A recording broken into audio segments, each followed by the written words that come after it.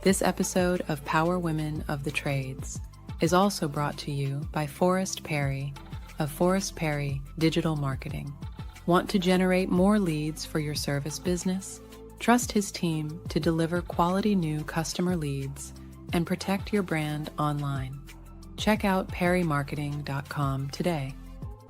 Hello everyone. We want to give a quick shout out to our amazing partner, Rilla, the game changer in the home service industry. Rilla's virtual ride-along software means no more physical ride-alongs. With Rilla, you can coach your team virtually 100 times faster and boost your close sale rates like never before. Don't miss out. Join the movement today and watch your sales soar. Visit rilla.com/PWT to learn more. Most businesses' online presence is boring. And by being boring, they're losing out on potential sales and customers. Being interesting and exciting is what draws customers in and gets them to buy from you. But it's hard to be interesting online when you're focused on running your business and taking care of your customers. It doesn't have to be this way. We have the key to unlocking the solution to your problem. Key Heart Marketing can help take your business from boring to brilliant on social media. We can vouch for them. They run our podcast socials. If you want to have a strong social media presence that allows customers to know, like, and trust you, connect with Key Heart Marketing at keyheartmarketing.com. Welcome to Power Women of the Trades podcast. This show is all about breaking barriers and changing the game. Our guests will feature some of today's most successful female entrepreneurs and other advocates of our industry as well. Because if there's one thing we know for sure, female-led entrepreneurship drives change on multiple levels. We want to empower women in the trade industry like you so you can maximize your potential, stay balanced, achieve long-term success, and claim ownership over your life. Let's get started. Welcome back to Power Women of the Trades podcast with Cassie and Kaylee. Today we are with Kelly Morris Palenske, and we have quite a story of how we met Kelly. And now I'm excited to catch up with what you've been doing since we met you. It's 2023, so over 2 years ago, because it was in February. Yeah. So I was wondering. Mm-hmm. Yeah. But welcome to the show. Thank you. Thank you. Good to be here. Good to see your smiling faces. Awesome. Yes. Well, okay. Well, let's just start there. How did we meet you? Let's talk about it. It was fun. I remember you guys coming in and you guys were just a huge bowl of energy. And I was like, who are these people? And why are they so happy about HVAC, plumbing, and electric? What is going on? And you guys were just talking about the podcast. So that was 2023. Mm-hmm. Yeah. Mm-hmm. And I remember just meeting both of your energies together. And I was almost just a little jealous, envious. I was like, wow, Kaylee, you're coming up, just started fresh maybe in HVAC, in marketing with HVAC. Yes. And then Cassie, you've been through it for a while. Mm-hmm. And you could see where although you were mentoring her, you guys really had a really good connection. And I was just I remember being Kaylee, and I had some good people that came around me too. So it's exciting to actually see everything that you're accomplishing. That's awesome. So we were, and we met at a marketing workshop with Nexstar in Charleston, right? Yep. And which is so crazy because I think about that trip all the time because was that your first flight with me? Yeah. Okay. There's so many things. There were so many things. So Kaylee's been around the world at this point, but that was her first flight with me. We fly to Charleston. We land in Atlanta midway, to stop. And I'm like, something's wrong, Kaylee. And she's like, what do you mean? And I was like, my throat's hurting so bad. It's not normal. And anyways, I end up having freaking strep throat. And so I have to call home because I know the symptoms, right? I call home and I have to get medicine sent to me. But I'm like, I'm here at this event. I didn't have a fever, but it was Kaylee's first Nexstar event. And I literally am like, I'm here and I know she's going to have a freaking panic attack if I send her Yeah. to the sharks by herself, right? So I'm like, I'm just gonna go to this marketing workshop and sit in the corner. And anyways, it all worked out, but it's so funny because and then we walked to Walmart by ourselves. Yes. Bad idea. On the way back it was a little scary, not gonna lie. Yeah. We were like, I was like, don't tell your dad we just did this. But Or Oscar. or Oscar. So, but that was a really cool experience for Kaylee and I together because, like you said, I think we identified in that meeting like how we work together and experience things together, but also super differently. And the perception. And then you were in the class with our famous line where we told one of the coaches that we didn't believe, or he said he didn't love him. We disagreed with him about TikTok. And do you remember that? Yeah. And you know, it's so funny is so many people didn't like TikTok back then too. Because a lot of people like to do the things the same way. Yeah. Change is tough for a lot of them. Yeah. And so this year at the Next Star Super Meeting, love you, Next Star, love you. There's a lot of conversation about TikTok and we're like, really? Really? Yeah. I remember. I love them too. I remember 2020, I called a marketing company. I was like, you know, what do you think about this TikTok? They're like, oh, it's just another fad. It'll go away. And we started using it and it was fun. It was great for careers, you know, and just seeing like how we interact with each other internally. And it worked out great for us. Yeah, it did. It does for us too. That's our focus is literally internal engagement for our team, but also recruiting. Like we interview people all the time now. We have an HR director and she's like, they're literally talking about our TikTok all the time. I'm like, okay, that's exactly what we want it to do then. Yeah. And I think TikTok's fun because it gives you it's just fun, right? Everything's not so freaking serious all the time, right? And it shows like the technicians that are coming to your home, their personalities too. So like we've had technicians be like, someone recognized me at a gas station, or I walked in the customer's house and they were like, we saw you on TikTok. So it's like cool to see connecting the dots there. So we had one of our technicians say, I went to the store and they gave me a 10% discount because they saw me on TikTok. And I was like, that's awesome. Where is that store? Yeah, like that's a good deal. Yeah. I love that. So that workshop again, we had those marketing workshops are always fun. So then we got to go to the shop tour and we got to experience where you were at that point. And so tell us a little bit about you, like I don't know what all you want to share about that, but like where you've been, what you've done and who you are. Marketing really was, I think, like in your blood. Do you think that Kaylee, Cassie, like it was in your blood? Yeah. It's in your blood.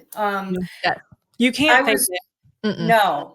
And people, I remember waiting tables and one of the restaurant owners said, I can't believe this is like in 1997. I'm not dating myself now.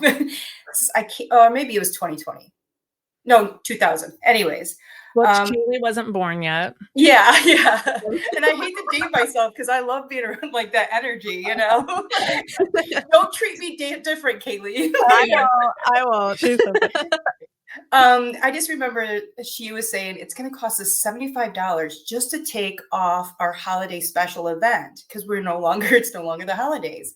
And I learned HTML. I said, give me the logins, figured it out. I mean, we've all done MySpace, maybe not you, Kaylee, but we did I learned to just take it down for free. And then I got married and my husband at the time said, you should really get a job at Costco.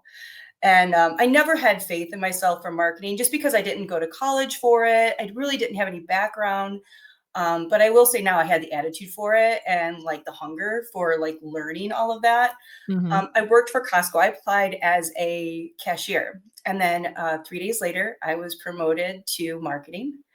And then throughout those years working for Costco, I got to travel for them and teach other people how to smile and wave and market in other locations.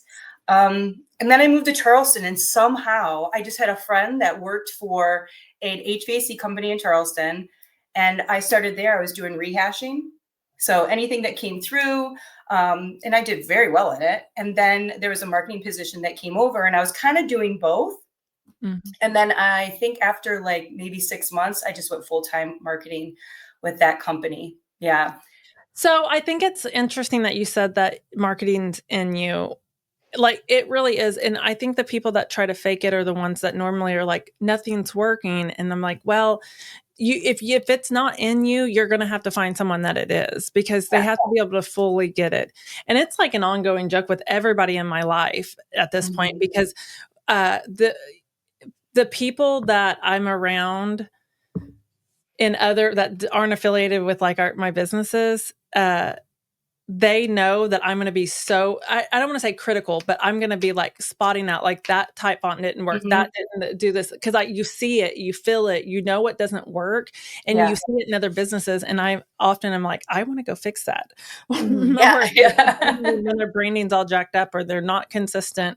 And, our cheer gym is a certain color of teal, but teal's a hard color actually. And so sometimes it gets printed differently, and they're always like, Cassie, because they say it's 50 colors of teal, 50 shades of blue, but they know that I pay attention to the branding, but you have to have that visual eye. You have to have that desire to want to connect with people. I think connection's probably the most undervalued. Yeah. Community is a huge part of it as well. Yeah. And I also think having somebody kind of like yourself, Cassie, but also somebody that's more of a visionary, as maybe let's say the person who owns the place. They know that what it takes to get there, but they know that they can't actually do that marketing, let's just say, job. They know they got to hire somebody that has that drive and smart and just like in your blood. And I was blessed to just have that. Yeah, that's really cool. Kaylee and I say that all the time. I'm like, I'm the visionary of a lot of things, which she way is now too. But but I'm not an implementer. Like, I can see things, but I can't make it happen. I can find the people to make it happen. Yeah. But if you want me specifically to make that happen, I'm going to squirrel out 97 times first, and there's sometimes she's like, I got it. I was showing her something earlier today and she's like, I got it. It's fine. And that's why you have to find that person that grooves well. Like and people tell me this all the time, that how lucky I got with Kaylee. And I definitely know that. And Kaylee sees all sides of Cassie. There are times that she comes to my office and she just turns around and I'm like, sorry, but, so she sees all the sides of Cassie, but we're a good fit for each other. And I don't know that we would have as much success if we didn't fit so well. So I love that thank you for recognizing that in us. Yeah. And it also, how long you guys have been together and the future that you guys continue to keep talking about, that the relationship's good. Yeah, for sure. Yeah. Well, okay. So what are you doing nowadays? Okay. So just hanging. No,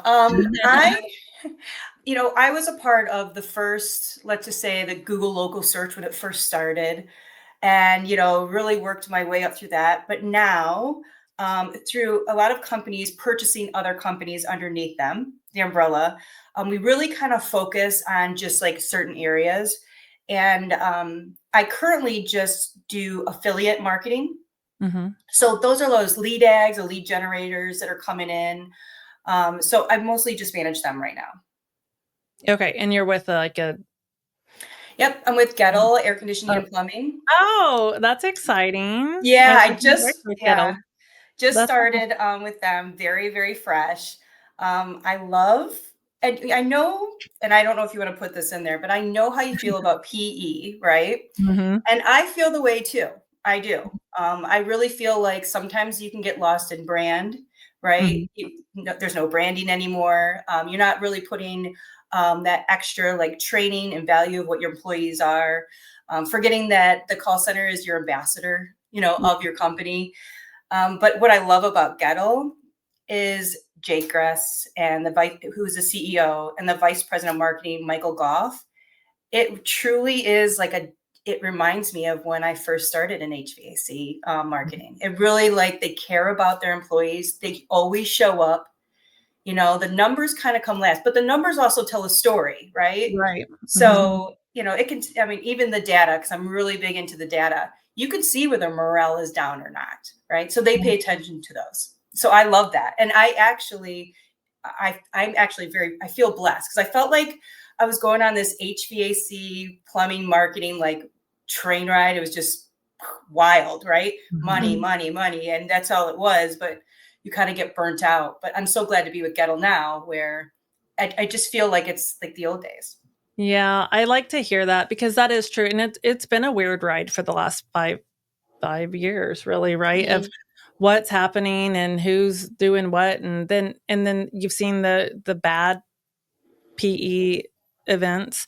And then there's still some good ones. And I think, most of the time I'm only hearing most of the bad ones, right? So then that's why my opinion is as heavy as it is.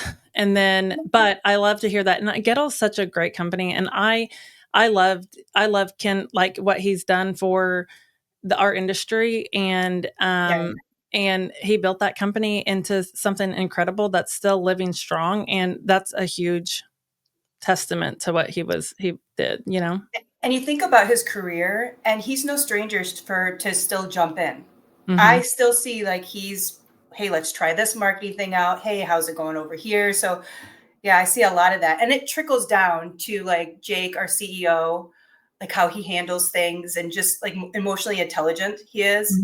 And then our vice president of marketing, same way. I mean, it's people first, so it's really good to work for people who love their family and they understand that as well. So good balance. That's a good point that you brought up, emotional intelligence. And that's something that I don't think that people talk about as often as they should. We live in I always try to explain it of like, I was born in the 80s. And then I guess that means I was a 90s kid or a 2000, I don't know. But anyways, back in our day, we didn't drink water and we got in the tanning bed and we didn't take care of things, right? But this generation takes care of themselves and most importantly, takes care of their mental health. And to be able to truly take care of your team and see everything from the bigger perspective, you've got to be paying attention and training yourself in emotional intelligence. And especially some of us older ones, right, that want to be like, well, it's fine. And whatever, like there's so much to be learned. And if you're not spending that time now trying to understand your team on that level, you're really missing a huge mark. Culture is super important for sure. And that's everywhere. So that's Kelly, in every aspect. I have a question. So obviously branding is a strong aspect of marketing. So how do you balance that in your role?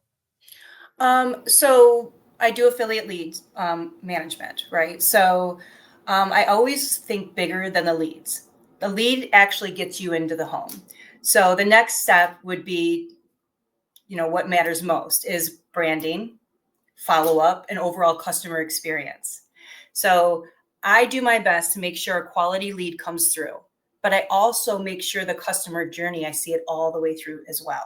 So all to the call center, they're asking the right questions, their morale is up. And you're going to hear me say that a lot because that's really important, because when you're really digging in the data, you'll be able to even find that. Making sure that their conversation with the customer is coming through properly, that gets to the technician. And then if it's a good lead that's coming through and the call center is taking care of them, they book the job, and then the technician is then turning that job into revenue. I see it all the way through. And then we follow up even with the reviews. I mean, that's important too, and where the leads are coming from. So branding, again, I think you might have said this before, it's not just the logo. It's not just the 50 shades of teal, it's also who you are, like who's on the phone, who's going to the house. So that's where branding fits in with me. And I always make sure that that's so important. Again, the customer journey, seeing it all the way through. And I think that's you're spot on right there, is like marketing isn't just the advertising, the shirts, everything. It's inside the home too. It's like the technician, how he greets the customer, asking for the review. Like you have to see the marketing all the way through. It's not just stops after the phone rings. You have to continue that experience all the way through. And you can definitely tell when there's a break. And sometimes, you see the break and you're like, oh, it's not that big of a deal. We'll tidy it up here. one little piece can really affect so much. And you should just always assume that something's broke, because you are, as soon as you get one piece fixed, it's something else is broke, and because we're operating with people.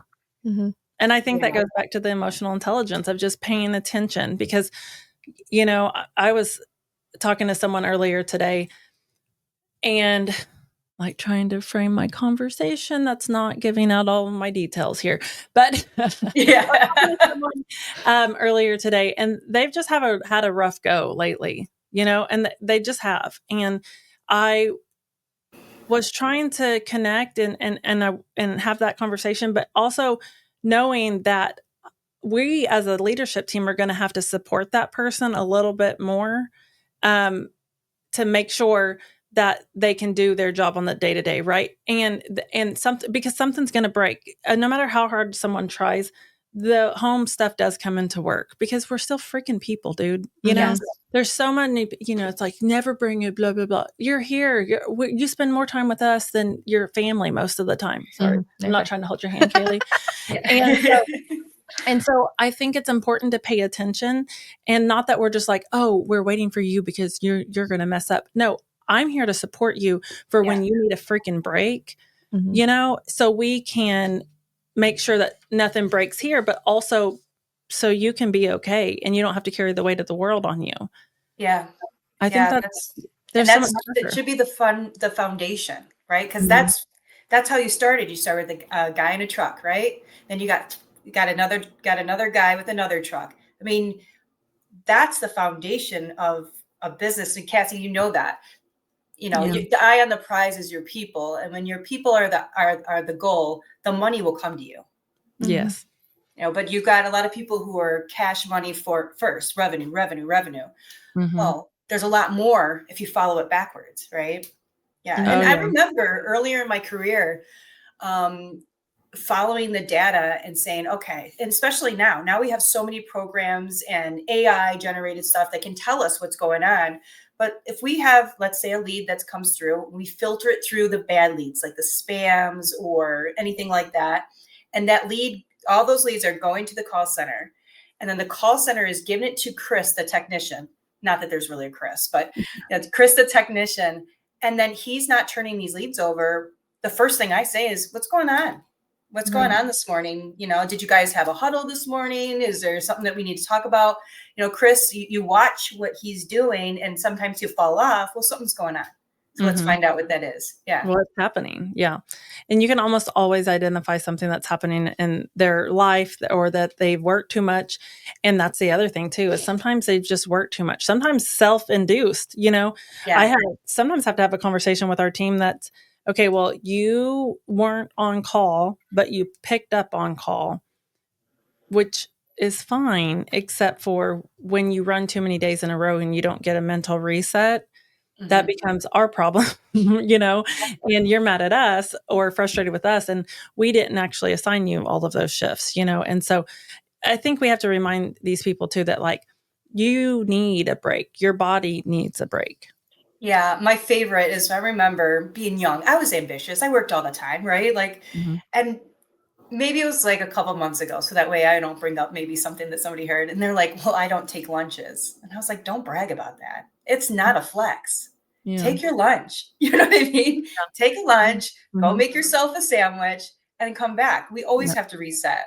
Even sitting at a desk the whole time. Sometimes if I just can't find something, or something just isn't panning out correct, I get up, I walk downstairs, I'll get the mail, come back in, boom. Yeah. I feel so much better just for that. Yeah. I'm one of those that don't take a lunch, but because I'm so ADHD that I know.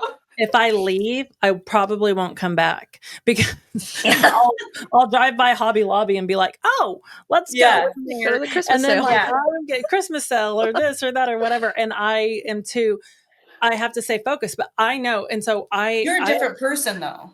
It's a lot of people. So I tell them all the time, I'm like, just because I don't take a lunch, you take a lunch if you want a lunch, right? Or you leave. I try to make it a purpose to leave on time, at least, so people don't think that, like, because I'm here, they need to stay. Right. because, there are some people in this world that will stay because the boss is still there. No, that's not the expectation. We want I did that. You did. Yeah. Oh yeah.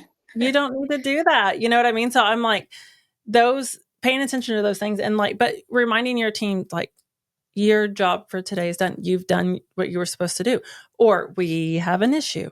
I think it just goes back to communication. Mm-hmm.